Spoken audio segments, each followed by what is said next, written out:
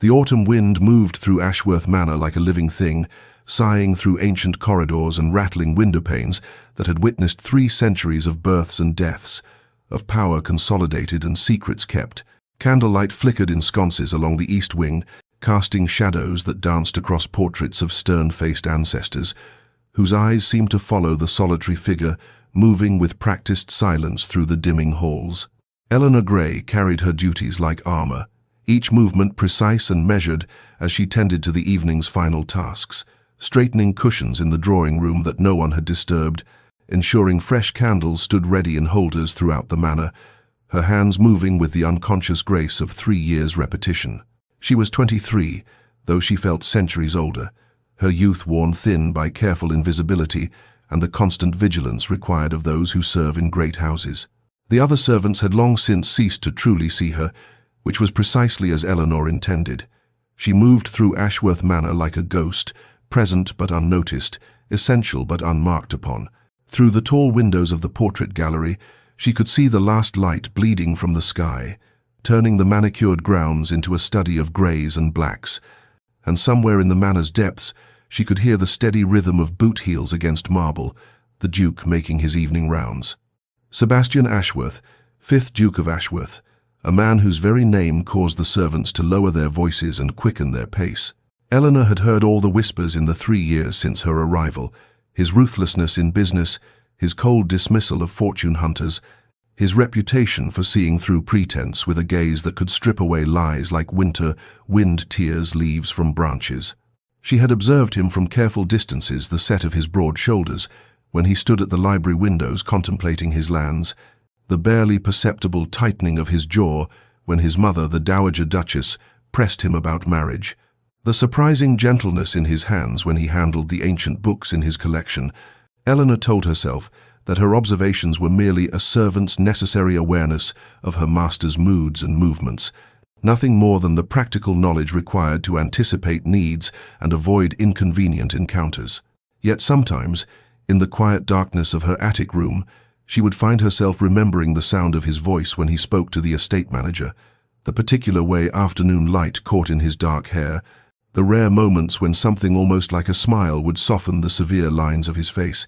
She would catch herself in these thoughts and force them away with the firm hand of necessity, reminding herself that maids who forgot their place found themselves without positions, without references, without futures. Still,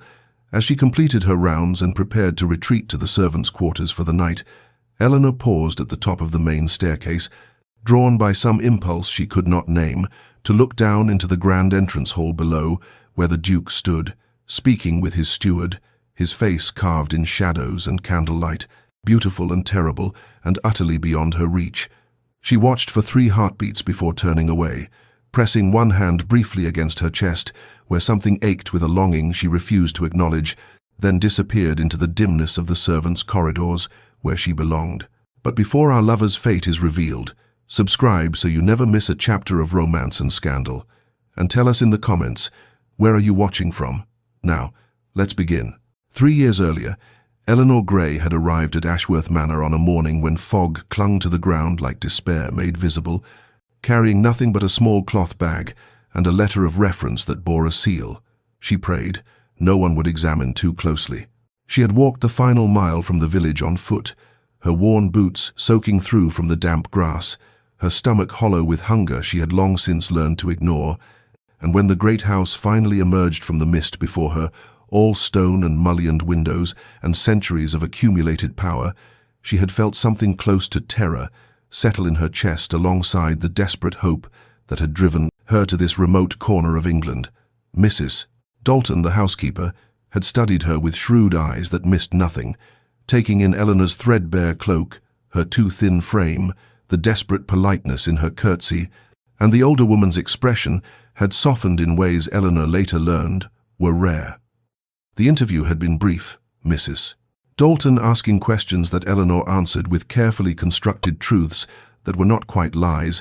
and when the housekeeper finally nodded and said there was a position available for a housemaid willing to work hard and keep to herself, Eleanor had nearly wept with relief. It was during those first bewildering hours, as Mrs. Dalton showed her through the servants' corridors and explained the manners routines, that Eleanor caught her first glimpse of the Duke. He had been crossing the entrance hall below as they looked down from the gallery, and even from that distance Eleanor had felt the force of his presence like a physical thing. He moved with the unconscious authority of those born to command, his tall frame clothed in severe black that somehow emphasized rather than diminished his stark beauty. And when he paused to speak to his steward, Eleanor saw the profile that would come to haunt her dreams: strong jaw, aristocratic nose, dark hair swept back from a broad forehead, and eyes that even from afar seemed to perceive too much. "Mrs." Dalton had noticed her frozen stillness and said quietly, "That is His Grace, the Duke. You'll have little cause to encounter him directly, but when you do, you keep your eyes down and your words few. He's a fair master, but does not tolerate impertinence or familiarity." Eleanor had nodded, understanding in that moment that she had fled from one form of danger into the vicinity of another, though this danger wore a different face and stirred feelings she had no right to harbor. In the weeks that followed, she learned the rigid hierarchy of the household, the butler and housekeeper at its apex, the ladies' maids and valets occupying elevated middle positions, and herself at the bottom among the housemaids and scullery workers, those whose labor maintained the grandeur that others inhabited. Her days began before dawn and ended long after dark, an endless cycle of scrubbing and polishing and carrying, tending to rooms she would never occupy and maintaining comforts she would never enjoy. She was assigned to clean the library, a vast chamber lined with books in leather bindings, where she worked in the early mornings before the Duke began his day, moving silently among the volumes while dust motes danced in slanting sunlight, and she breathed in the scent of old paper and leather and the faint tang of tobacco that clung to everything the Duke touched. She tended to guest chambers that stood empty most of the year,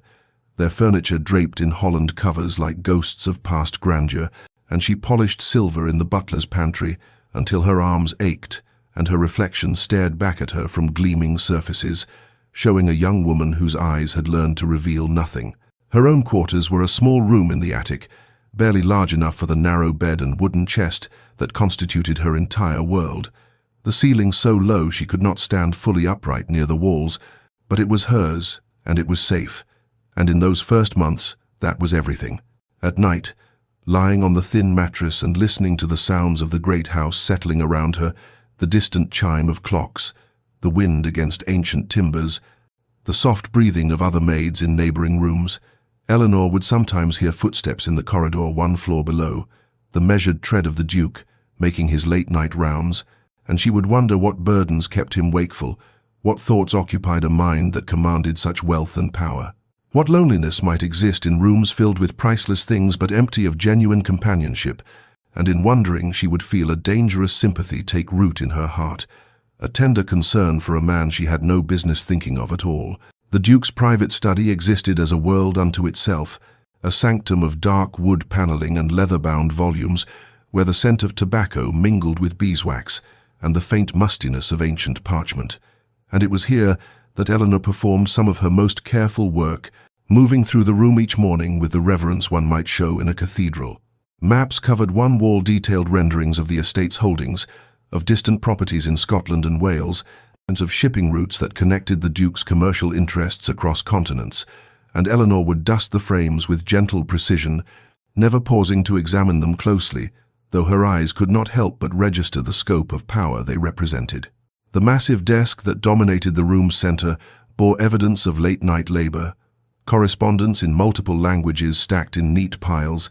account books open to pages filled with figures in the Duke's bold hand,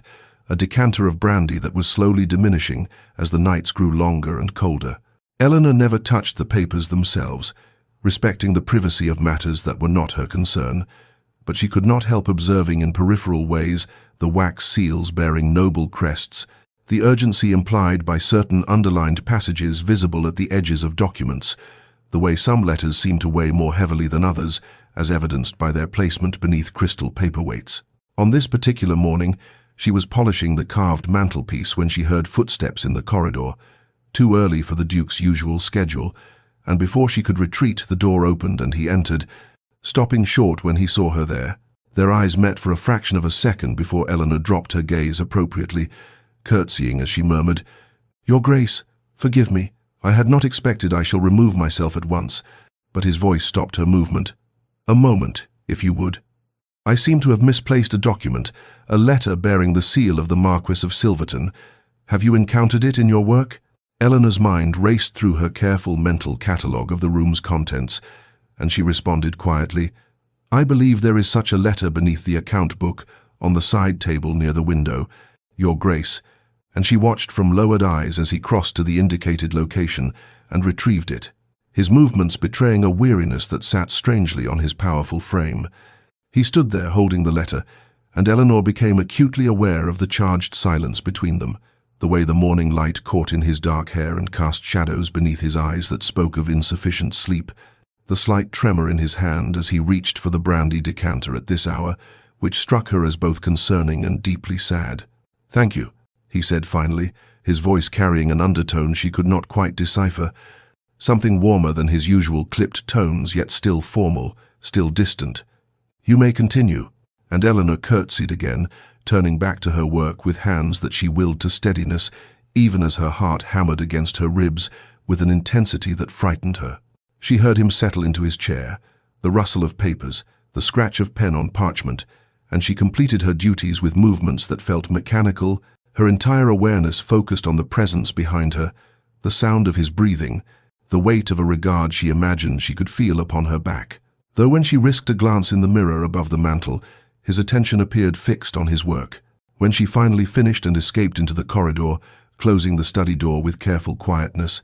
Eleanor leaned against the wall and pressed one hand to her chest, where her heart still raced, and she whispered fiercely to herself, Foolish, foolish girl, he is the Duke, and you are nothing. This path leads only to ruin. Yet even as she scolded herself, she could not forget the weariness in his eyes,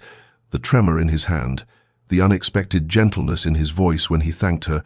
and she wondered what manner of burden could weigh so heavily on a man who commanded such power. What loneliness might drive him to seek solace in brandy at morning's first light,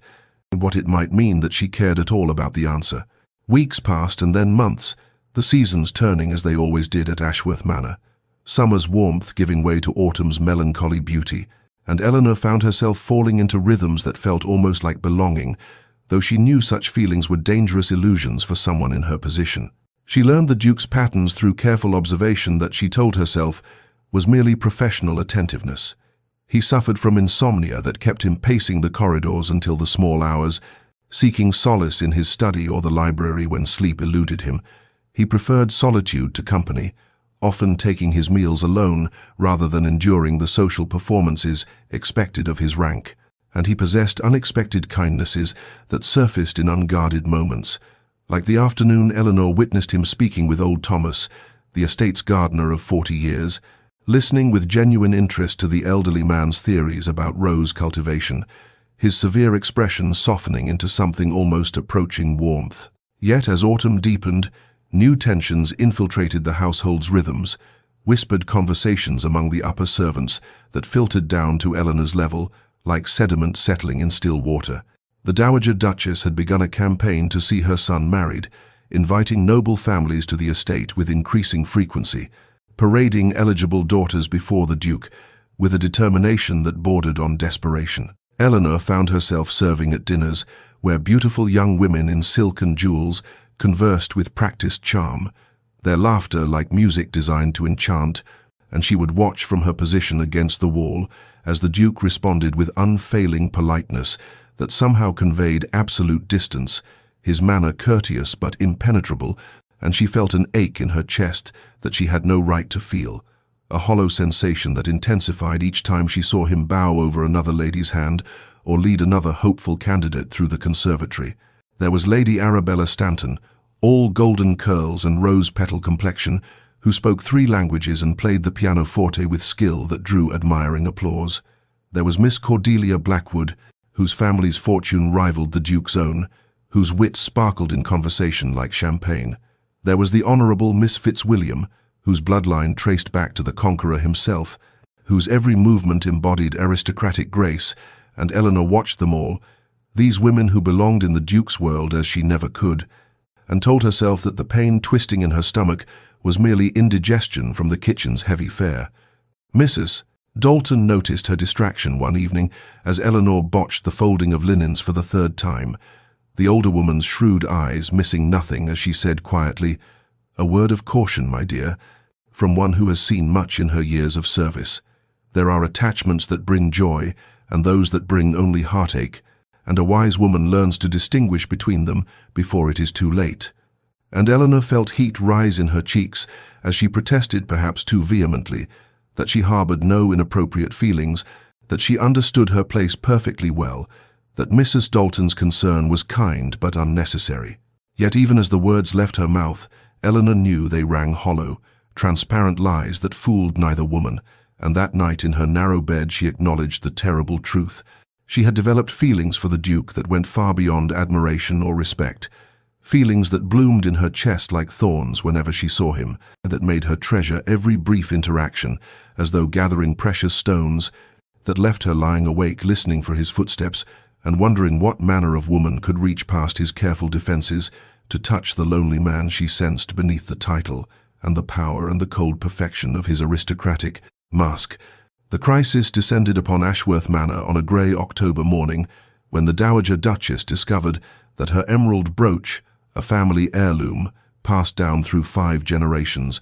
worth more in sentiment than its already considerable monetary value, had vanished from her jewelry case,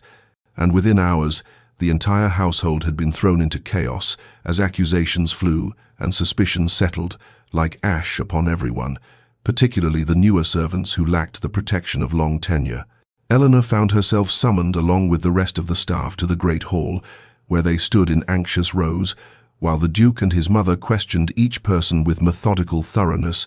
and Eleanor watched the proceedings with a mixture of fear for her fellow servants and unwilling fascination at the Duke's approach to the investigation. Where the Dowager Duchess raged and threatened, her voice shrill with indignation and loss, the Duke remained calm and systematic, asking precise questions about movements and schedules,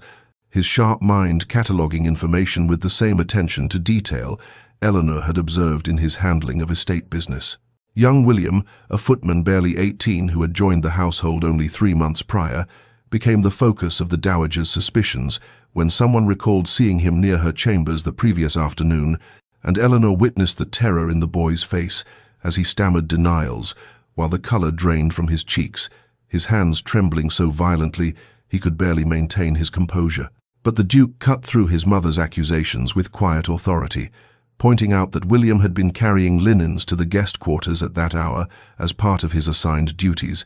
that his presence in the corridor proved nothing. That presumption of guilt without evidence was both unjust and beneath their household's dignity, and Eleanor felt something shift in her chest at the unexpected defense, at the sight of power wielded not to crush, but to protect. The investigation continued through the day, each servant's quarters searched with apologetic thoroughness, the grounds examined, every possible location scrutinized, until finally a young maid named Sarah remembered that the Dowager had worn the brooch to the conservatory 2 days prior to show Lady Pemberton her prized orchids, and when they searched that location, they found the jewel caught in the lining of the cushioned bench where the Dowager had sat, having slipped from its faulty clasp, unnoticed. The relief that swept through the household was palpable, servants embracing and weeping with the release of tension. But Eleanor noticed that the Duke did not share in the celebration, instead retreating to his study with shoulders that seemed to bear additional weight, and later that evening when she passed his door on her rounds, she heard no sound from within and dared to peek through the partially open entrance. What she saw arrested her completely. The Duke sat at his desk with his head in his hands, the posture of a man utterly exhausted not merely in body but in spirit, and in that unguarded moment, Eleanor glimpsed the crushing burden of responsibility. He carried the weight of serving as arbiter of justice for so many lives, the isolation of making decisions that could destroy or save,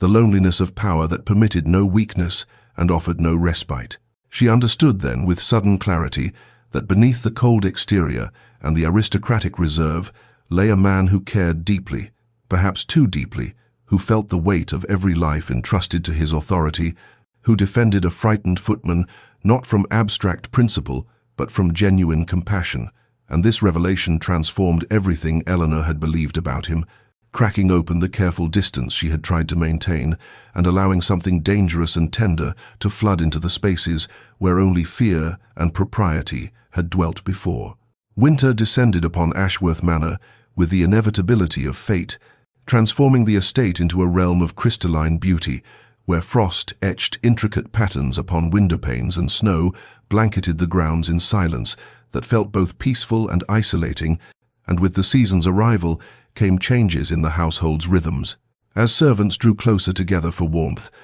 their work concentrated in smaller spaces, their interactions more frequent and intimate in ways that summer's expansiveness had not required.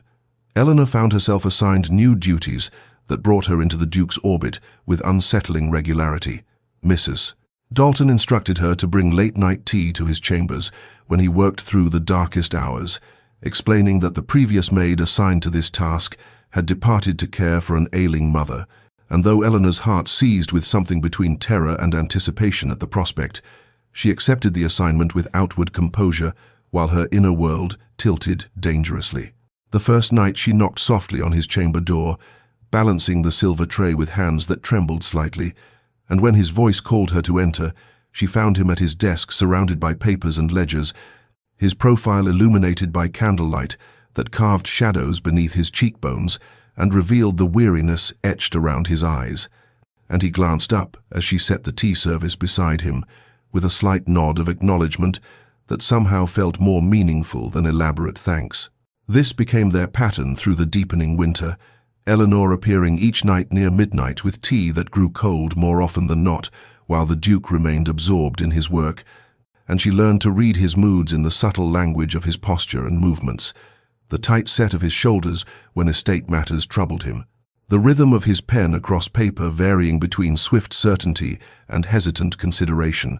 the particular books he reached for reflecting whether he sought distraction or deeper contemplation. Gradually, almost imperceptibly,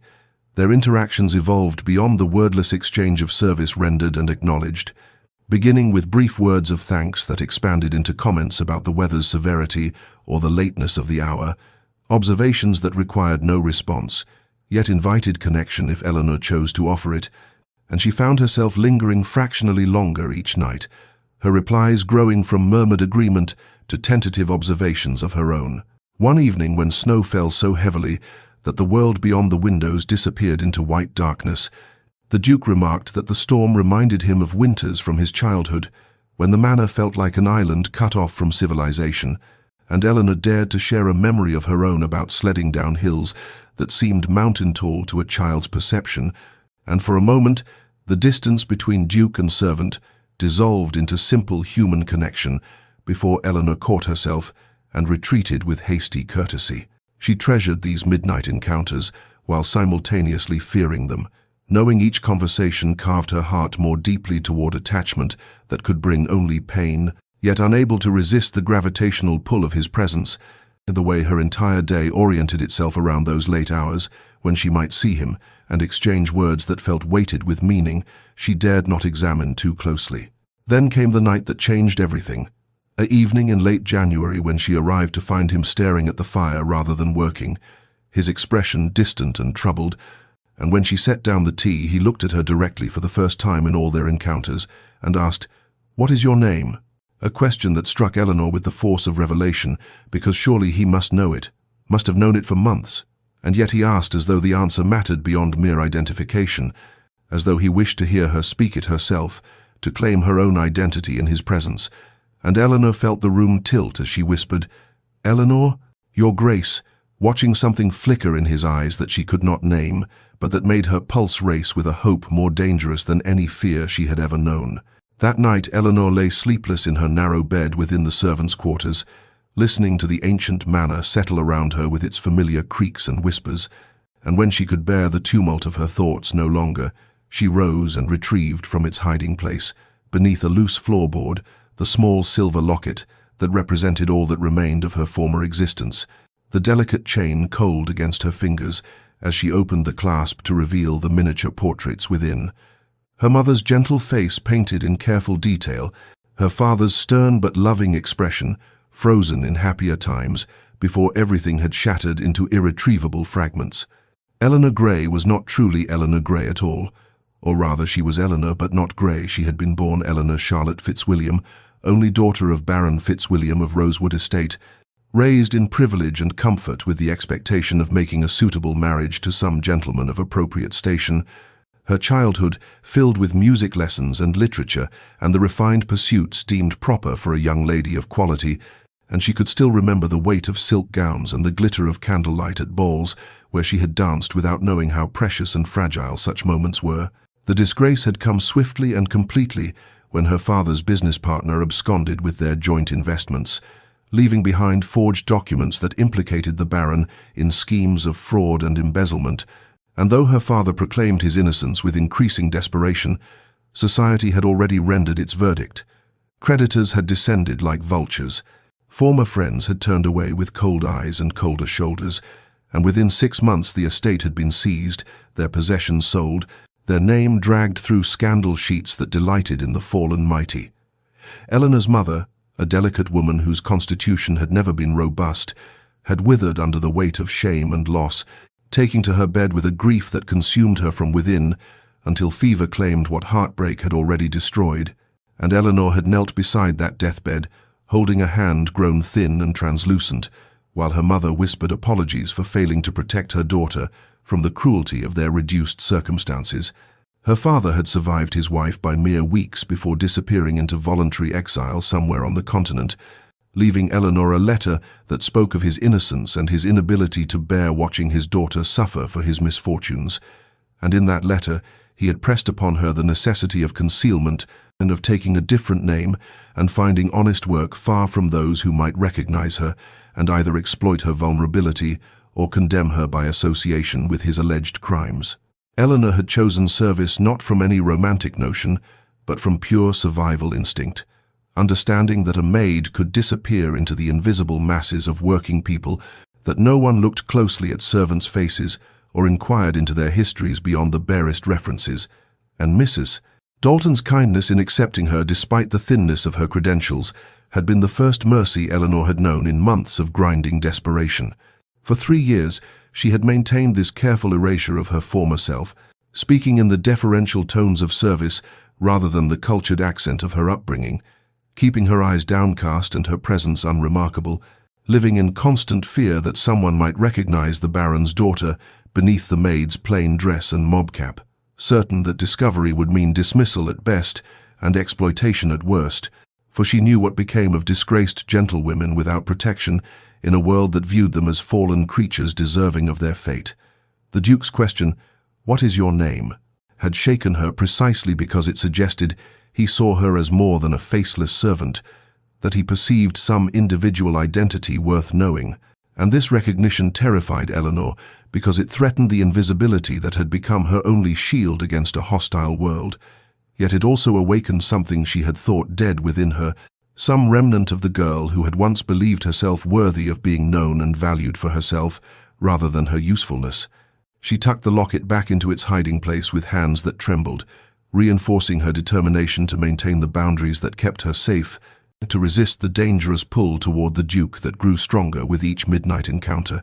to remember that Eleanor Fitzwilliam had died with her parents, and only Eleanor Grey remained, and Eleanor Grey was a maid who had no right to anything beyond the security of her position and the small comfort of knowing she had survived when survival had seemed impossible. The announcement came on a grey February morning when the Dowager Duchess arrived at Ashworth Manor in a flurry of imperious energy and elaborate plans, declaring that a grand ball would be held within the month to properly introduce her son to the eligible young ladies of the finest families, her tone brooking no argument despite the Duke's visible reluctance, and the household erupted into controlled chaos as preparations began in earnest. Eleanor found herself working 16-hour days alongside the other servants, polishing silver that had not seen use in years, beating dust from ancient tapestries, scrubbing floors until they gleamed, transforming the manor's grand ballroom from a shadowed space of disuse into a glittering chamber worthy of the aristocracy's most discerning scrutiny, and she moved through these tasks with mechanical efficiency, while her heart grew heavier with each passing day, knowing that this spectacle existed solely to facilitate the Duke's marriage to some suitable lady of quality. The contrast between the two worlds, the one she inhabited and the one she served, had never felt more pronounced than during those weeks of preparation, as Eleanor witnessed the invisible architecture of labor that sustained aristocratic leisure. The cook and her assistants working through nights to perfect elaborate dishes, the footmen practicing their choreographed service until their movements achieved balletic precision, the maids stitching and mending and arranging flowers with cramped fingers and aching backs, all so that the nobility might dance and dine in effortless elegance, without ever considering the army of hands that made such elegance possible. On the night of the ball, Eleanor, dressed in her best servant's uniform,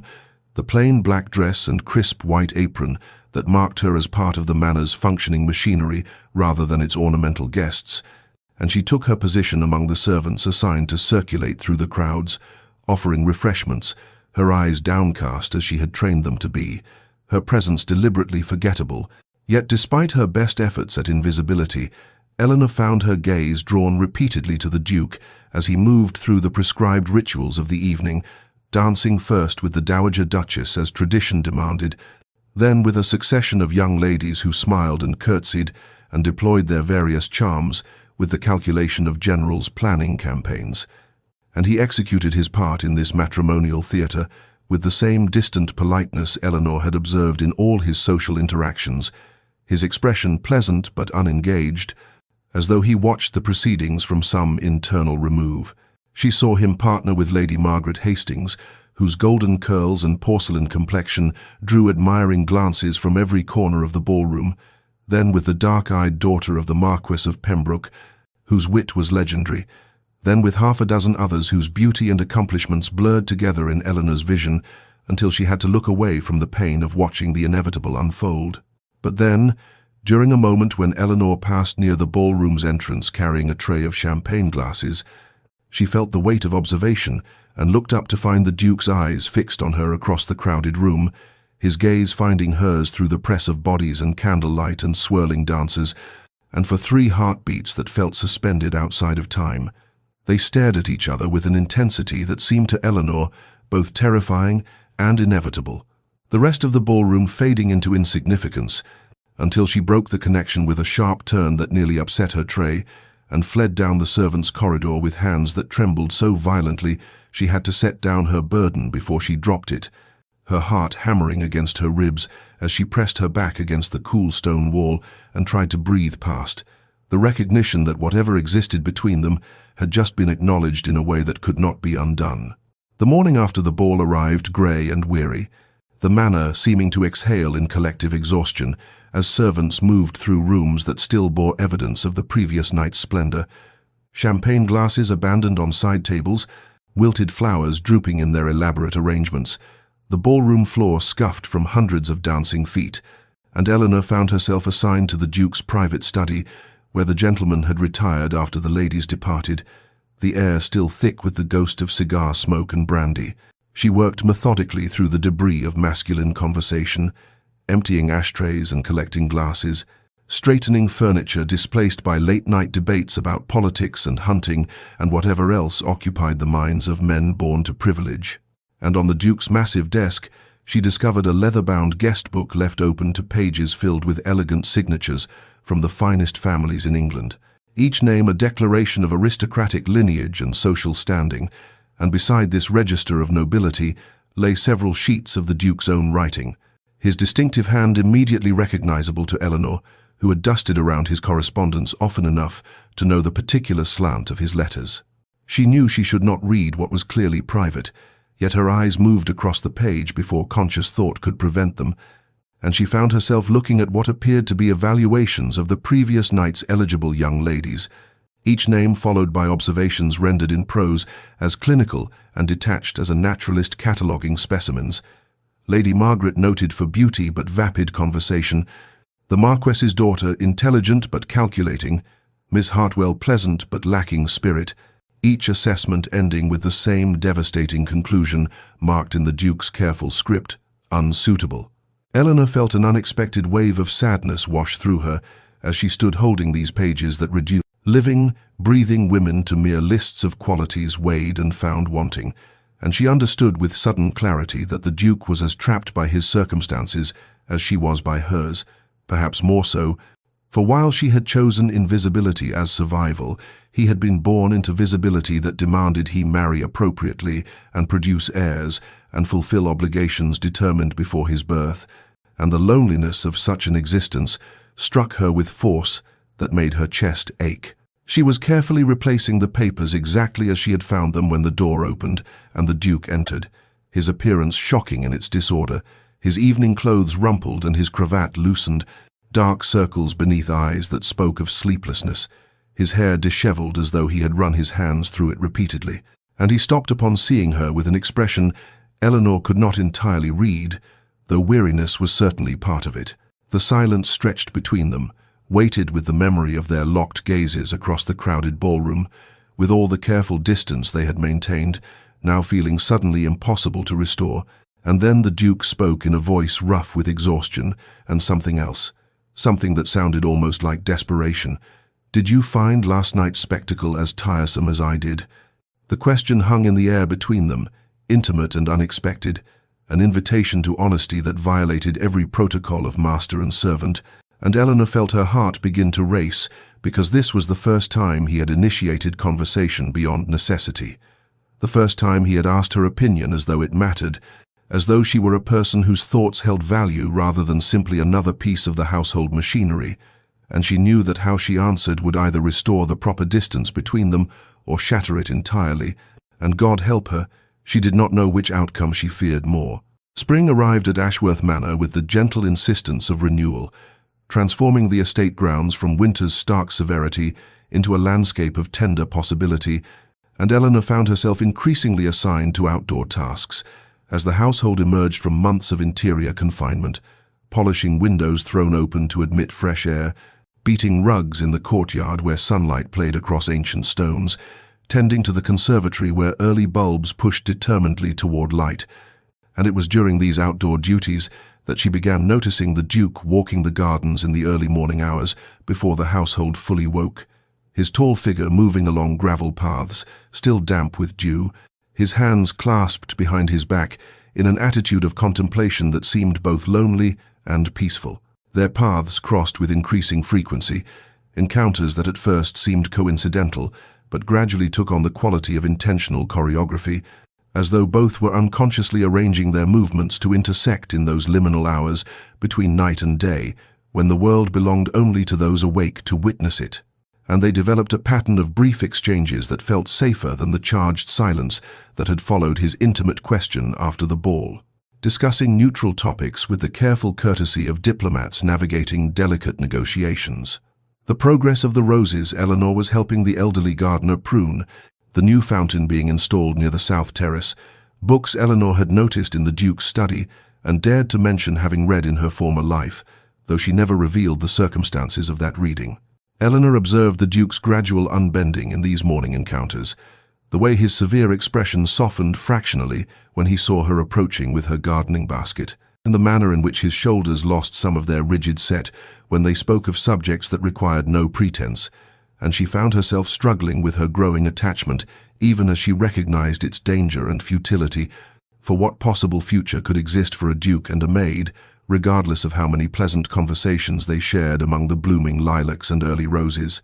One morning in late April, when the air carried the promise of summer and the garden seemed to hum with green life,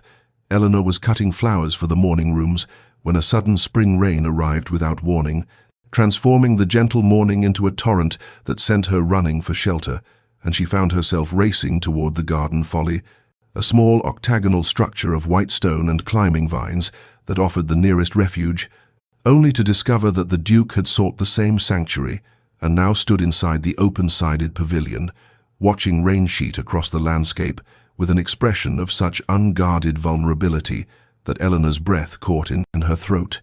The intimacy of the enclosed space pressed them closer than propriety allowed, the sound of rain on the folly's copper roof creating a curtain of sound that isolated them from the world beyond, and Eleanor was acutely aware of the Duke's presence beside her, the scent of his cologne mingling with rain-washed air, the rise and fall of his breathing, the tension in his posture that suggested he was as conscious of their proximity as she was, and the charged silence between them grew heavy with accumulated longing and unspoken words, until Eleanor felt she might shatter from the weight of it. The Duke turned to her then, his eyes holding hers with an intensity that made her heart hammer against her ribs, and he opened his mouth as though to speak words that had been building in him for months, his hand rising slightly as if he might reach for her, but then something in his expression shifted, some awareness of the impossibility of their circumstances reasserting itself, and he stopped, the words dying unspoken, and Eleanor could not bear it, could not endure one more moment of this exquisite torture of nearness without consummation, of desire acknowledged but unfulfilled, and she fled without a word, running through the rain back toward the servants' entrance, with her heart breaking and her dress soaked through, leaving the Duke standing alone in the garden, Folly watching her retreat through the silver curtain of spring rain, with an expression of such profound sadness that if she had seen it she might have turned back, but she did not turn back, she only ran. Eleanor appeared at Mrs. Dalton's sitting room the following morning, with shadows beneath her eyes that spoke of sleepless hours, and a request delivered in a voice carefully stripped of emotion, asking to be reassigned away from the Duke's chambers and private areas, claiming that the work had become too physically taxing given her other responsibilities, and Mrs. Dalton regarded her with eyes that had seen 3 decades of household dramas and missed very little, her expression kind but knowing as she studied Eleanor's face for a long moment before nodding slowly and granting the request without asking the questions that clearly hovered on her lips, understanding perhaps that some truths were too dangerous to speak aloud even in the privacy of the housekeeper's domain. Eleanor threw herself into her new duties with almost desperate industry, accepting assignments in the farthest corners of the manor, polishing silver in the butler's pantry, scrubbing floors in unused guest chambers, organizing linens in storage rooms where dust motes danced in shafts of sunlight, and she could work for hours without encountering anyone of consequence, rebuilding the walls of invisibility that had kept her safe for 3 years, attempting to resurrect the careful distance she had maintained before spring mornings and garden conversations had dismantled her defenses. Yet the Duke seemed to appear wherever she worked, with a frequency that defied coincidence, his tall figure materializing in doorways when she dusted the library's upper shelves, his footsteps echoing in the conservatory when she tended to plants that required careful pruning, his presence haunting the portrait gallery during her afternoon rounds when she cleaned the gilt frames of his ancestors who stared down with expressions that seemed to judge her presumption, and these encounters were wordless now, heavy with things unsaid, neither of them attempting conversation, but unable to ignore the charged atmosphere that crackled between them like summer lightning preceding a storm. Eleanor felt his eyes following her movements, felt the weight of his unspoken questions pressing against the silence, and she kept her own gaze carefully averted, focusing on her tasks with single-minded intensity, while her heart hammered traitorously in her chest, and her hands trembled so badly she had to pause occasionally to steady them, and she knew he noticed these small betrayals of her composure, just as she noticed the tension in his shoulders, the way his hands clenched and unclenched at his sides as though restraining himself from reaching for her, the barely audible sigh that escaped him when she would curtsy briefly and flee to another part of the manor. The other servants began to notice the strange dance between Duke and Maid, conversations falling silent when Eleanor entered rooms, sidelong glances exchanged in the servants' hall, whispers that followed her through corridors like autumn leaves stirred by wind, and she felt the weight of their speculation pressing down on her, knowing that her attempts at discretion had failed, that the household had marked her as somehow different, somehow noteworthy, and this visibility terrified her more than anything because it threatened the anonymity that had been her only protection. Mrs. Dalton summoned Eleanor to her sitting room on a grey afternoon when rain drummed against the windows and the manor felt close and oppressive,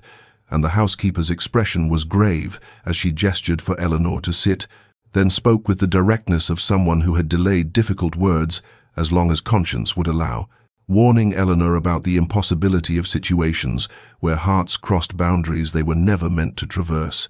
recounting stories of servants who had lost everything, pursuing foolish dreams of love above their station,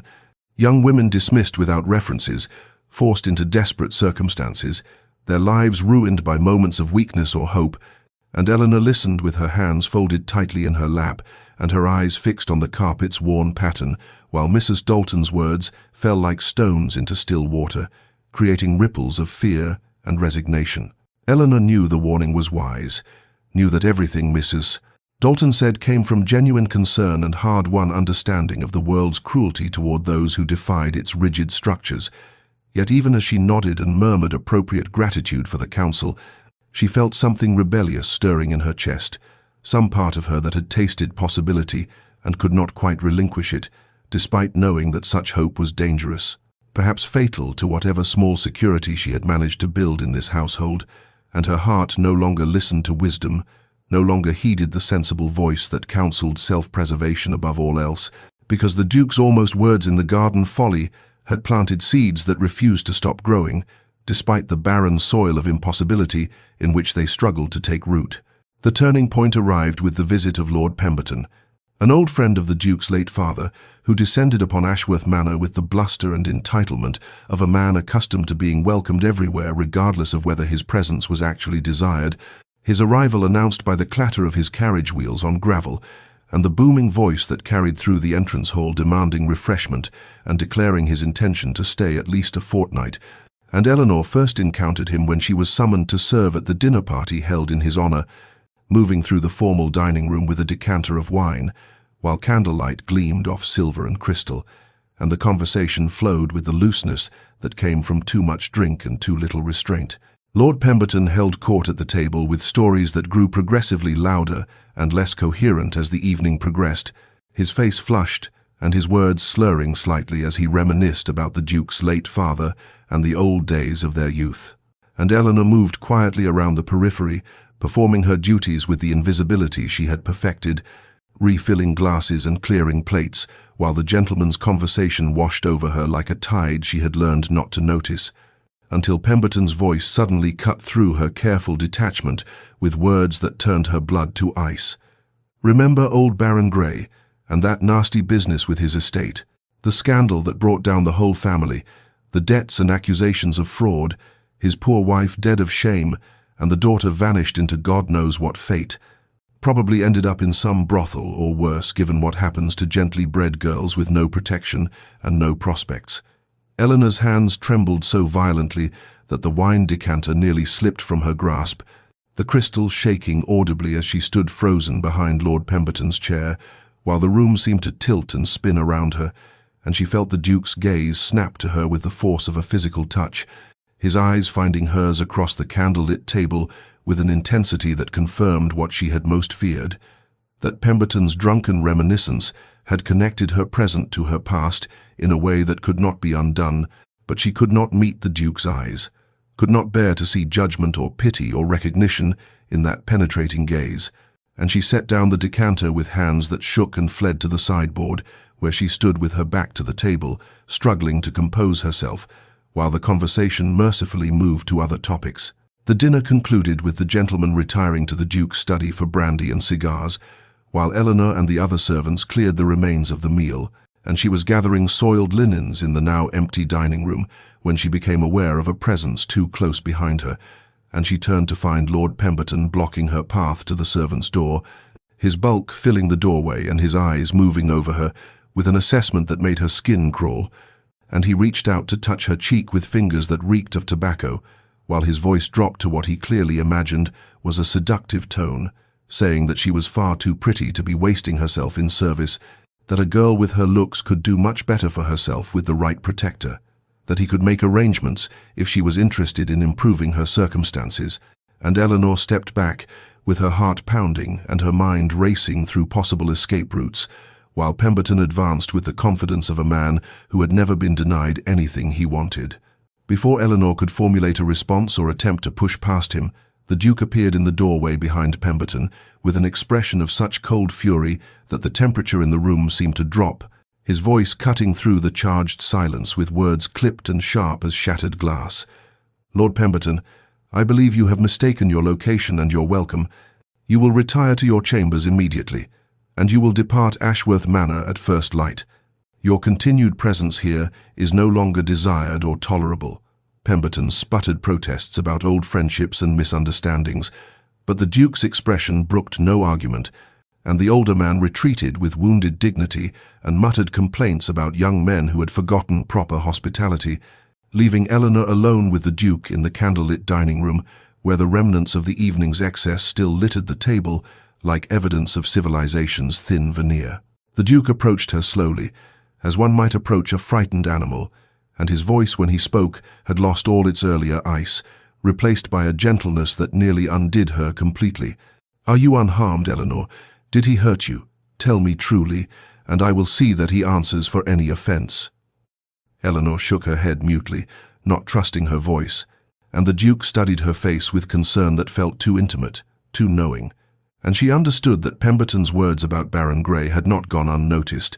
that the connection had been made, that her carefully constructed anonymity had shattered like the crystal she had nearly dropped, and she could not bear the weight of his gaze, or the kindness in his voice, or the way he stood so close. She could feel the warmth radiating from his body, and so she did what she had done in the garden folly.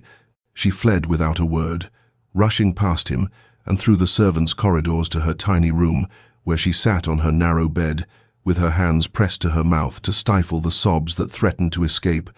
and she knew with terrible certainty that her time at Ashworth Manor had come to an end, that she could not remain now that Lord Pemberton's drunken reminiscence had exposed the truth she had guarded so carefully, and so, with trembling hands and a breaking heart, she began making quiet preparations to leave before dawn. Before she could be dismissed, before she had to see judgment or pity in the Duke's eyes, gathering her few belongings and composing in her mind the words of explanation she would leave for Mrs. Dalton, planning her escape from the only sanctuary she had known in 3 years of exile and fear. Eleanor moved through the pre-dawn darkness of her small room with hands that trembled as she gathered her few belongings, folding the worn dresses that had served her through 3 years of service, tucking the precious locket that held her parents' portraits into the deepest pocket of her traveling cloak, composing in her mind the words she would write to Mrs. Dalton explaining her sudden departure with lies about a sick relative or urgent family matter, anything that would allow her to leave with some shred of dignity before the inevitable dismissal came, and she had just finished tying her bundle when a soft knock sounded at her door with a rhythm that made her heart stutter because it was not the sharp rap of a fellow servant, but something more hesitant, more deliberate. She opened the door to find a young footman she barely knew standing in the corridor, with a candle that cast dancing shadows across his nervous face, and he delivered his message in a whisper that barely carried across the threshold. The Duke requested her presence in his private study immediately, and Eleanor felt her world tilt on its axis because she had hoped to avoid this confrontation, had planned to disappear like morning mist before explanations became necessary, but she could not refuse a direct summons from the master of the house, and so she followed the footman through silent corridors where even the usual creaks and settling sounds of the old manor seemed to hold their breath. The Duke's study was lit only by the dying fire in the hearth, flames casting shifting patterns of light and shadow across the book-lined walls and the massive desk where she had dusted and cleaned 1,000 times, and the Duke stood at the window with his back to her, his tall figure silhouetted against the grey promise of dawn beyond the glass, and the silence stretched between them like a physical thing, taut and trembling with the weight of all that had remained unspoken for so long, until finally he spoke without turning, his voice low and rough, as though the words cost him something precious. "I know who you are." Eleanor's breath left her body in a rush, and the room seemed to spin around her as those 4 words shattered the careful illusion she had maintained for 3 years, and she grasped the back of a chair to steady herself, while her mind raced through denials and explanations that died unspoken because there was something in his voice that suggested denial would be pointless, that he possessed knowledge rather than suspicion, certainty rather than speculation. He turned to face her then, and the firelight revealed an expression that was not the anger or disgust she had feared, but something far more complex, a mixture of understanding and sadness and determination that she could not begin to pass. And he moved closer with steps that were careful and measured, as though approaching something fragile that might shatter at too sudden a movement, and his voice, when he continued, carried a gentleness that made tears burn behind her eyes. "I have known for months, Eleanor Grey, daughter of Baron Thomas Grey.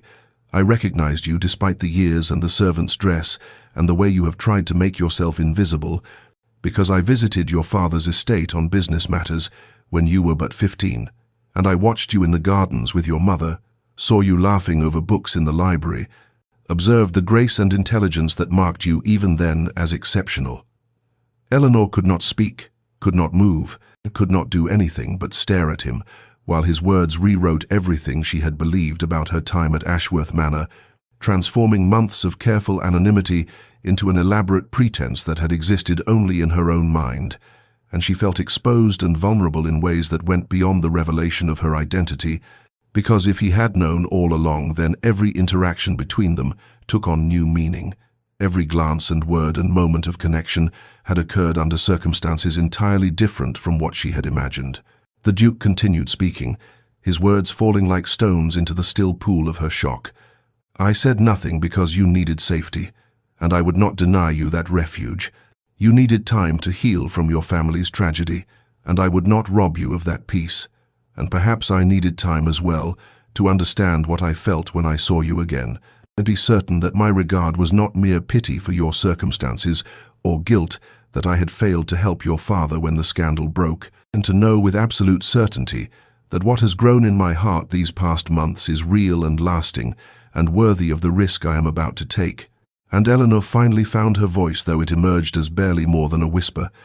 asking what risk he meant, what danger he courted, and the Duke's expression softened into something that looked almost like hope tempered by fear, and he answered that he risked his heart by offering it to her, risked society's censure by acknowledging his feelings for someone the world would deem unsuitable,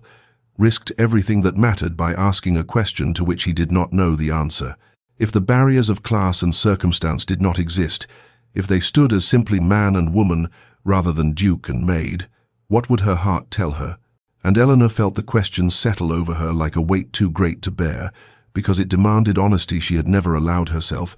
required her to acknowledge desires she had ruthlessly suppressed, asked her to imagine possibilities she had deemed too dangerous, even to contemplate in the privacy of her own thoughts. The Duke's voice continued to fill the firelit study with revelations that rewrote Eleanor's understanding of everything that had passed between them these long months. And he spoke of the reasons he had remained silent about her identity,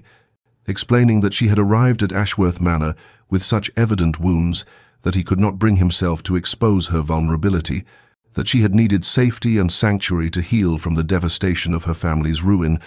and he would not deny her that refuge, even as he recognized her, despite the servant's dress and the careful way she had made herself small and invisible, and he admitted with a rawness that made her heart ache that he had also needed time to understand his own feelings,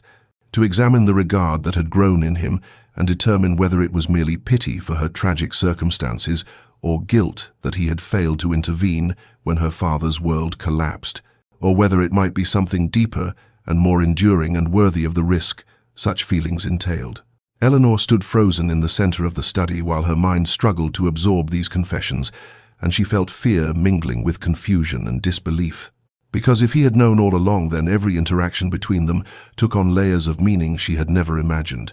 Every small kindness and brief conversation had occurred while he carried knowledge she thought hidden,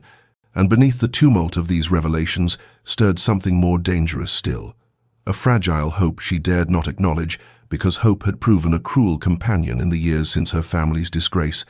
Hope had led only to disappointment and pain, and the necessity of building walls around her heart to survive. The Duke moved closer with careful steps, as though approaching something precious that might shatter, and the firelight caught the planes of his face and revealed an expression so tender it nearly undid her, and he spoke of his growing regard for her, confessing that her quiet strength had become essential to him in ways he struggled to articulate, that he had watched her transform the cold grandeur of Ashworth Manor, not through dramatic gestures, but through countless small acts of care and attention.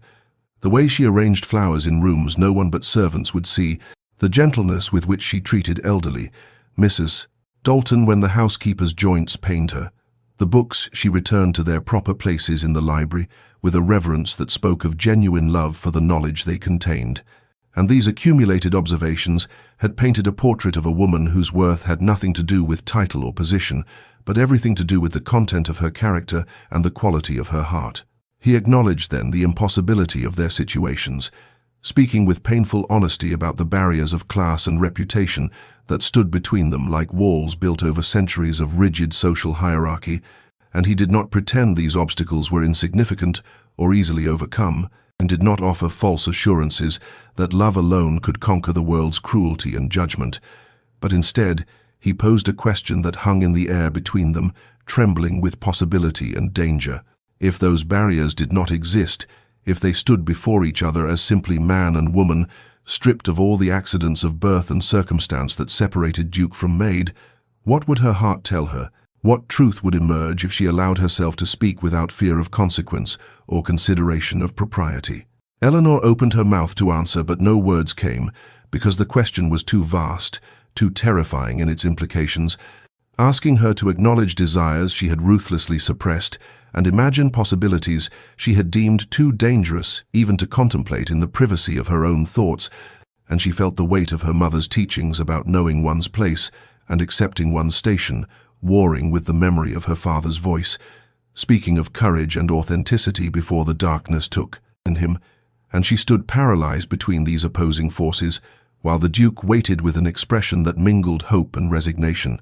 And finally she shook her head, not in negation but in overwhelm, and without a word she turned and fled the study, as she had fled the garden folly, leaving him standing alone in the dying firelight, with his question unanswered, and the space between them charged with all the things that remained unspoken but could no longer be denied. Eleanor fled the study without answering, and the days that followed became a torment of avoidance and endless internal argument, as she moved through her duties with mechanical precision,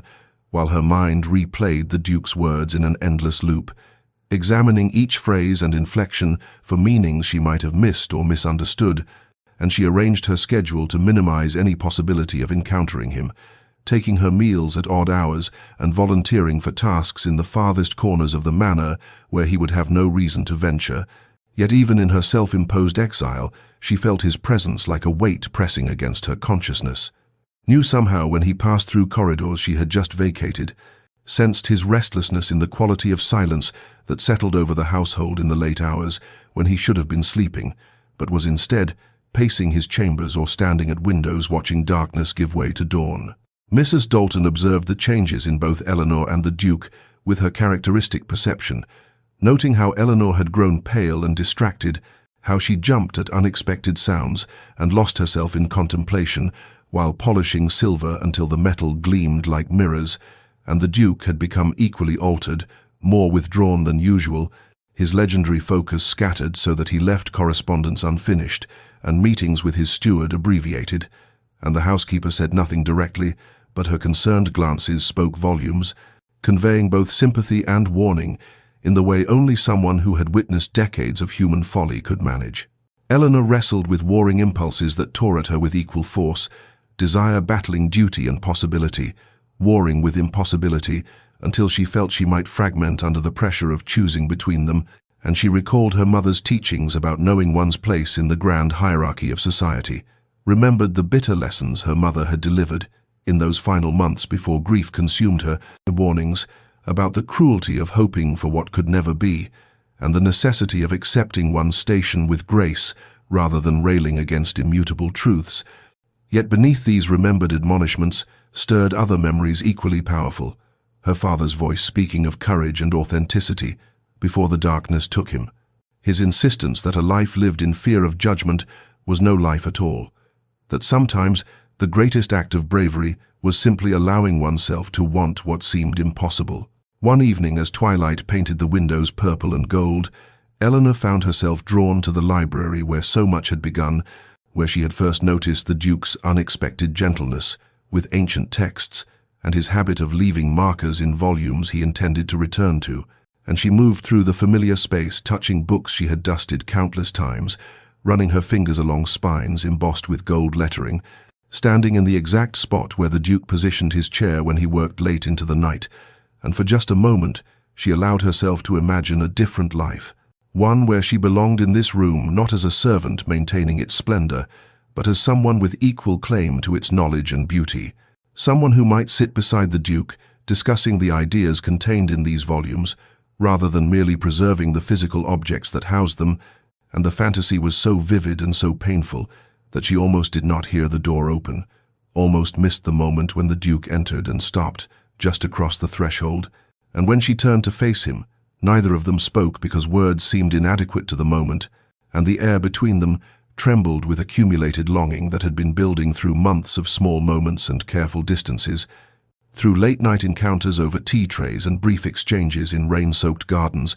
through all the things they had felt but never acknowledged until that night in his study, when he had laid his heart bare and asked a question she still could not answer. And now they stood in silence while the last light faded from the windows and the library filled with shadows that softened the edges of everything, transforming the space into something suspended between reality and dream, where perhaps impossibilities might become briefly possible. The Duke broke the silence that had stretched between them in the shadowed library, and his voice when he spoke carried a quality of firm resolve, tempered with unexpected vulnerability, and he told Eleanor that he had made a decision in the days since their last conversation, that he had examined his heart and his conscience, and determined a course of action that honored both his feelings and her freedom, and he explained with careful precision that he would not pursue marriage with any of the noble candidates. His mother continued to parade before him, that he would face the Dowager Duchess's fury and society's judgment and all the consequences that would follow such a refusal. But he hastened to add that he was not making this choice as leverage to pressure Eleanor or as a means of binding her to him through obligation or guilt. Rather, he wanted her to know with absolute certainty that she need not fear his expectations or feel trapped by his regard for her. He moved closer as he spoke, and the dying light from the windows caught the planes of his face and revealed an expression of such earnest humility that it took her breath away, and he continued in a voice that trembled slightly with the weight of what he was offering, saying that if she wished to leave Ashworth Manor to start fresh, somewhere untainted by these complicated feelings, he would provide excellent references that would open doors anywhere in England, and he would ensure she had means sufficient to establish herself safely and comfortably in whatever new life she chose to build, and if instead she wished to remain at Ashworth Manor in her current position, he would respect that boundary absolutely and without resentment, would school himself to interact with her only as master to servant, and would never again impose his feelings upon her or make her uncomfortable with unwanted attention. Then his voice dropped lower still and took on a quality that made her heart ache with its mixture of hope and resignation, and he said that if by some chance she might envision a future that defied convention and social expectation, if she could imagine building something together that transcended the arbitrary barriers of rank and station, then he would spend whatever time proved necessary courting her properly, earning her trust and affection through patient demonstration of his character and intentions, and he would not rush or pressure or assume anything, but would let her set every boundary and determine every step of whatever relationship might develop between them. The humility embedded in this offering moved Eleanor more profoundly than grand romantic gestures ever could have done, because he was not demanding or assuming or wielding his power and position to override her agency. Instead, he was making himself vulnerable and placing his heart in her hands and trusting her to handle it with care. Whether she chose to accept it or return it to him with gentle refusal, and something cracked open inside her chest where she had kept her own feelings locked away behind walls of fear and self-protection. And for the first time since that night in his study, when he had asked what her heart would tell her if barriers did not exist, Eleanor allowed herself to speak the truth that had been growing in her despite every attempt to uproot it. She told him haltingly at first, and then with increasing confidence, that she too had been fighting feelings she had believed forbidden and dangerous, that she had tried to maintain proper distance and remind herself daily of all the reasons why any attachment between them was impossible and foolish and doomed to bring only pain. Yet despite these efforts, he had invaded her thoughts until she could not perform the simplest task without wondering what he might think of it, could not read a passage in a book without imagining discussing it with him, could not witness beauty in the gardens or the changing seasons without wishing he stood beside her to share the observation. She described how his rare smiles had become treasures she hoarded in memory, how she found herself listening for his footsteps in corridors and timing her movements to increase the chance of brief encounters she could pretend were accidental, how the nights when she brought him tea had become both torment and joy, because being near him fed a hunger that could never truly be satisfied by such inadequate morsels of connection, and she admitted with a vulnerability that matched his own that she had been terrified, not just of discovery or dismissal, but of this very moment when she might have to choose between the safety of denial and the dangerous possibility acknowledging what lived in her heart. And now that the moment had arrived, she found herself trembling, not with fear, but with something that felt remarkably like relief. They began a courtship that existed in the margins of ordinary life, woven from stolen moments and whispered conversations that transformed the manor's familiar spaces into territories of shared intimacy and discovery, and those first weeks unfolded like the careful opening of a rare book whose pages might crumble if handled too roughly, each encounter precious and fragile, and laden with the knowledge that what they were building defied every convention that governed their world. The library became their sanctuary in the deepest hours of night, when the household slept, and even the most vigilant servants had surrendered to exhaustion, and there among the leather-bound volumes and the scent of old paper and beeswax candles, they discussed everything from philosophy to poetry, from the political treatises that lined the Duke's shelves to the romantic novels Eleanor confessed to reading in secret during her brief moments of leisure, and Sebastian listened to her opinions with the same serious attention he gave to correspondence from Parliament, never dismissing her thoughts as those of an uneducated servant, but engaging with her ideas as though they came from an intellectual equal, which in truth they did despite society's insistence otherwise. He began teaching her Latin during these midnight sessions,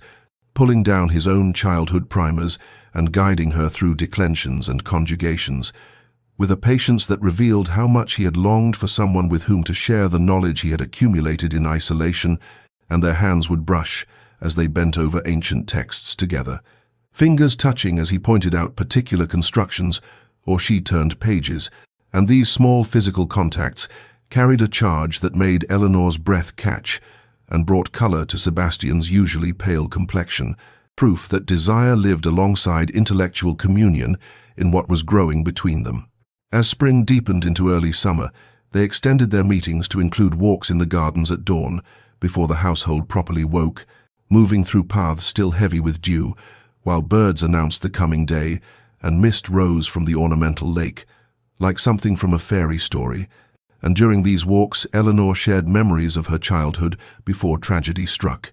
describing the small estate where she had grown up with parents who loved each other genuinely despite their arranged marriage, recalling her father's library, which had been modest compared to the Duke's but filled with books he actually read rather than merely displayed,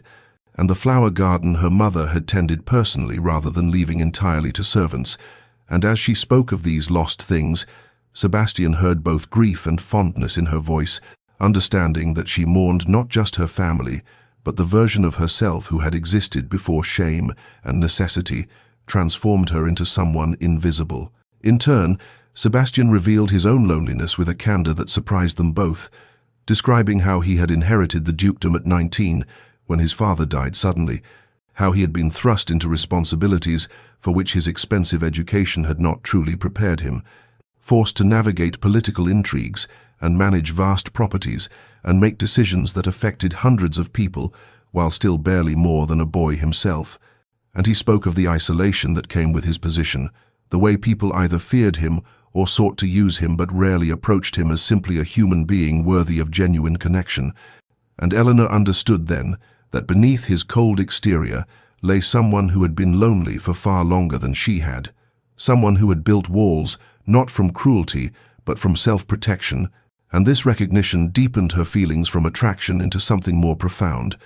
a desire not just to be with him but to ease the burdens he carried and share the weight of a life that had been solitary for too long. They discovered unexpected commonalities as these conversations accumulated,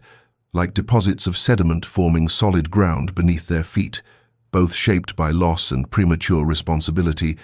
both seeking authenticity in a world built on pretense and performance, both longing for partnership rather than the transactional relationships their respective positions typically afforded, and their connection evolved beyond the initial spark of attraction into genuine friendship and intellectual communion, the kind of rapport that made silence comfortable and disagreement productive rather than threatening. And yet, even as their relationship deepened and took on the qualities of true partnership, the shadow of impossible circumstances hung over everything they built together, because what future could they truly construct when society deemed their union unthinkable and the practical obstacles seemed insurmountable. And this question haunted them both during moments of particular happiness, turning joy bittersweet with the knowledge that loving each other might not prove sufficient to overcome the world's cruelty and the inexorable machinery of social expectation that ground down those who dared defy it. Crisis arrived on a grey morning in late summer when the Dowager Duchess summoned the entire household to the grand drawing-room and announced with barely concealed triumph that she had secured an engagement between her son and Lady Constance Worthing, daughter of the Earl of Pembroke, a match she proclaimed would unite two of England's most distinguished families and secure the Ashworth line's political influence for generations to come, and the household staff exchanged glances of surprise while Sebastian stood rigid near the windows, his jaw clenched and his hands fisted at his sides, and Eleanor felt the blood drain from her face as the full implications crashed over her like a wave breaking against cliffs. The Dowager Duchess explained, with saccharine sweetness, that she had taken the liberty of arranging everything during Sebastian's recent distraction, had negotiated terms with Lord Pembroke, had secured agreements regarding properties and dowries, had even set a date for the wedding in 3 months' time, and she had done all this leveraging social obligations. Sebastian could not easily refuse, and calling in debts the late Duke had incurred which bound his son to certain political alliances, and she concluded by saying that the formal announcement would appear in the London papers within days, and that Lady Constance and her family would arrive at Ashworth Manor the following week to begin preparations. Sebastian erupted with fury Eleanor had never witnessed before, his carefully maintained composure shattering as he raged against his mother's machinations and demanded to know how she dared arrange his life without consultation. But the Dowager Duchess remained unmoved and pointed out coldly that she had every right as his mother and as someone who understood duty far better than he apparently did, and she reminded him that the announcement had already been made public, that refusing now would humiliate Lady Constance, who was entirely innocent and had accepted the proposal in good faith, that breaking such a high-profile engagement would create scandal that would damage not just the Ashworth name, but also destroy a young woman's reputation and prospects. And Sebastian fell silent because he knew with sickening certainty that his mother had trapped him perfectly, had used his own sense of honor and responsibility as weapons against him. Eleanor stood among the other servants and felt her world collapsing inward, felt the fragile happiness she and Sebastian had built during their stolen moments crumbling like sandcastles before an incoming tide, and she understood with painful clarity that this was how their story would end, not with mutual choice, but with duty and obligation, crushing whatever they had dared to dream possible. That night she waited until the household slept, and then made her way to the library where she knew Sebastian would be, found him standing at the windows, staring out at darkness, and when he turned to her, his expression held such anguish that she nearly lost her resolve. But she forced herself to speak the words she had rehearsed during the long evening, telling him that she released him from whatever understanding existed between them, that she could not be the reason he dishonored his obligations or caused pain to an innocent woman who had done nothing wrong except accept a proposal she believed genuine, and she said these things with as much steadiness as she could muster, though her voice shook and tears coursed down her face. Sebastian refused to accept this sacrifice, crossed the room in 3 strides, and took her hands in his, and said with fierce intensity that he would not marry Lady Constance and would not condemn himself to a lifetime with someone he did not love, while the woman who held his heart sacrificed herself on the altar of propriety, and they began to argue then, the first true conflict between them, born not of anger, but of love and desperation, and the impossible situation that trapped them both. Eleanor insisted that she would not destroy his life or his honor, would not be responsible for scandal that would follow him forever, or for the ruin of an innocent woman's reputation, reminded him that he had responsibilities to his name and his tenants and the political alliances that sustained the estate's prosperity. But Sebastian countered that a life without her was already destroyed, that he had lived in cold isolation before she brought warmth and meaning to his existence, and he would not return to that emptiness, regardless of what society demanded, and he spoke with such passion that Eleanor felt her resolve wavering, even as she knew her position was the morally correct one. They went back and forth, each trying to save the other from sacrifice, each insisting their own suffering mattered less than the other's future, until finally the argument dissolved into tears, and they found themselves holding each other in the middle of the library, clinging together as though physical proximity could somehow solve the problems that words could not. And they stood there for a long time while candles burned low and the night deepened around them, both knowing that love alone might not prove sufficient to overcome the world's cruelty, that sometimes caring deeply for someone meant letting them go, even when every fiber of your being screamed in protest, and the bitter knowledge that their happiness might be impossible hung between them like a spectre neither could banish. Sebastian spent the following 3 days locked in his study, barely sleeping, taking meals only when Mrs. Dalton insisted and left trays outside his door, and Eleanor moved through her duties like a ghost, performing tasks by rote while her mind remained trapped in that library embrace, both of them existing in a liminal space between hope and despair.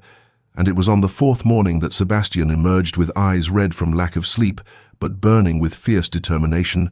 and he immediately dispatched urgent letters to London solicitors and began a systematic examination of his father's papers and the estate's historical records,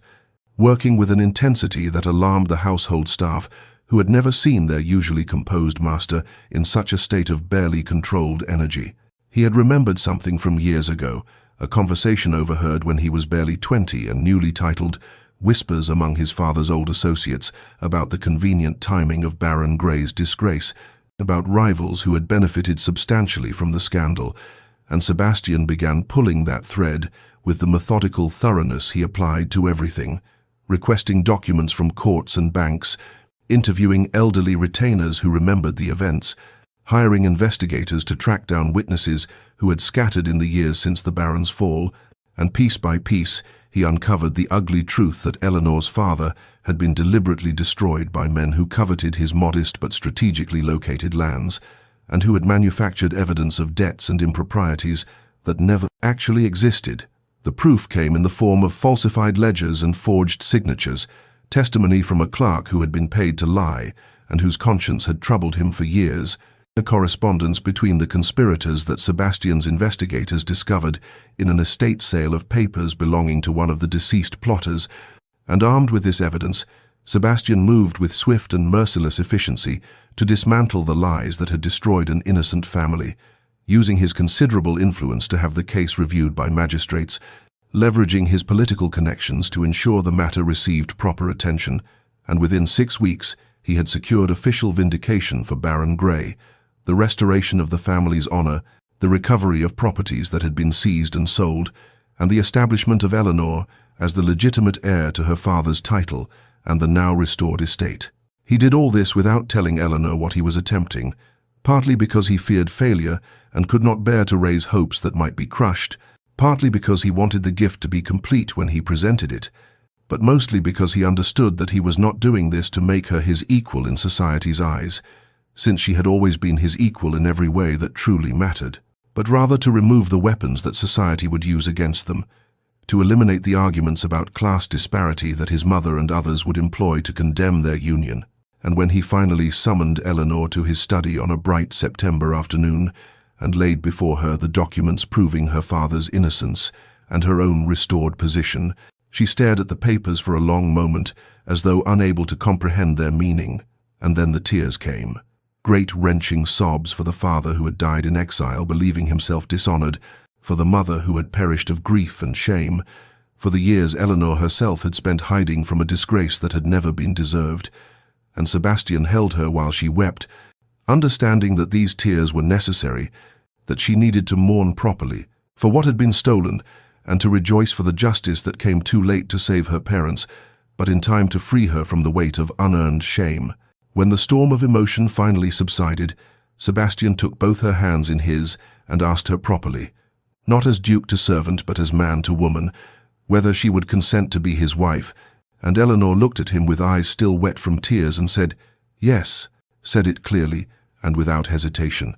and they sat together in that study where so much of their story had unfolded and planned how they would navigate the challenges that still remained, knowing that the Dowager Duchess would bluster and object but unable to argue against a match between Duke and Baroness, without revealing herself as caring more for political advantage than her son's happiness, and knowing too that Lady Constance, when approached with honesty and the offer of a generous settlement, might well be relieved to escape a marriage to a man whose heart belonged elsewhere. And indeed, when Sebastian met with Lord Pembroke and his daughter and explained the situation with complete candour, Lady Constance surprised everyone by laughing and admitting she had accepted the engagement only from duty, and had been dreading a lifetime shackled to a cold manner and a husband who looked at her with polite indifference, and she wished Sebastian well and accepted the financial arrangements he offered, and departed Ashworth Manor with evident relief, leaving the Dowager Duchess furious but defeated, unable to prevent a union that society would find entirely appropriate between two titled individuals, even if she recognized that her son had outmaneuvered her completely, and that the balance of power in the household had shifted irrevocably away from her influence. 2 years had passed since the autumn morning when Eleanor Grey became the Duchess of Ashworth, and the manor that had once felt like a mausoleum of cold stone and colder silences had transformed into something warmer, something that hummed with genuine contentment rather than merely the efficient operation of a grand estate. And on a golden afternoon in late September, Eleanor walked through gardens she had redesigned, with Sebastian at her side, her hand resting lightly on the swell of her belly where their first child grew. And they discussed plans for the tenant cottages that needed repair before winter, and the school they hoped to establish in the village, speaking as true partners who had learned that love deepened not through grand gestures, but through the daily choice to face life's challenges together. The gardens bloomed with roses Eleanor had selected for their fragrance rather than their formal appearance, and the rigid parterres of the Dowager Duchess's era had given way to meandering paths where one might walk and think and find unexpected beauty around each turn, and Sebastian paused by a bench they had placed beneath an ancient oak and drew Eleanor down beside him, his hand covering hers in a gesture that had become as natural as breathing, and she leaned against his shoulder and felt the profound peace of being exactly where she belonged. Mrs. Dalton now served as Eleanor's most trusted advisor, the former housekeeper having become a dear friend who helped manage the household with the same competence she had always possessed, but now with warmth and laughter woven through the daily routines, and the rigid hierarchies that had once defined every interaction had softened into relationships built on mutual respect, and former servants attended informal gatherings in the drawing room where Eleanor and Sebastian hosted evenings of music and conversation, and the manor had become a place where worth was measured not by title or birth, but by character and kindness. As evening approached, they returned to the library where so much of their story had unfolded, and Sebastian settled Eleanor into the chair near the fireplace and took up a volume of poetry they had been reading together, and his voice filled the room with gentle cadence, while firelight played across the books and maps and all the familiar objects that had witnessed their journey from Duke and Maid to husband and wife. And Eleanor closed her eyes and listened, and thought how strange and wonderful it was that the place where she had once worked in fearful invisibility had become her sanctuary, and the man whose cold demeanor had once terrified her now read to her with such tenderness that she sometimes wept from the simple beauty of being loved. Dear listener, there are truths in this story that transcend the particular circumstances of Eleanor and Sebastian, truths about patience and the courage required to look beyond surfaces and see the worth that society often obscures. For how many times do we dismiss people based on their station or their circumstances,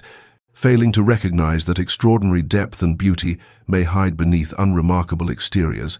And how often do we allow fear of judgment or convention to prevent us from reaching toward authentic connection with those our world tells us we should ignore? Eleanor and Sebastian's love succeeded not because it conquered all obstacles through sheer force of passion, but because they both possessed the patience to let their connection develop naturally, the humility to recognize their own vulnerabilities, and the courage to choose each other despite every voice that counseled them to surrender to impossibility. And in this there is wisdom for all of us, for the most transformative loves are often those that require us to question the arbitrary boundaries society constructs, to recognize that worth cannot be measured by title or wealth or position, but only by the content of character and the capacity for genuine care. May you find the courage to look past surfaces and see clearly. May you have patience enough to let love develop in its own time rather than rushing toward conclusions. and may you discover in unexpected places the connections that will transform your life, as Eleanor and Sebastian transformed each other's, and may you rest well tonight knowing that authentic love, when nurtured with patience and protected with courage, can indeed transcend any boundary the world erects against it. And if you have found meaning in this story of love that bloomed in impossible circumstances, please subscribe to Duchess Diaries for more tales of hearts that refuse to be constrained by convention and souls that find each other across every divide.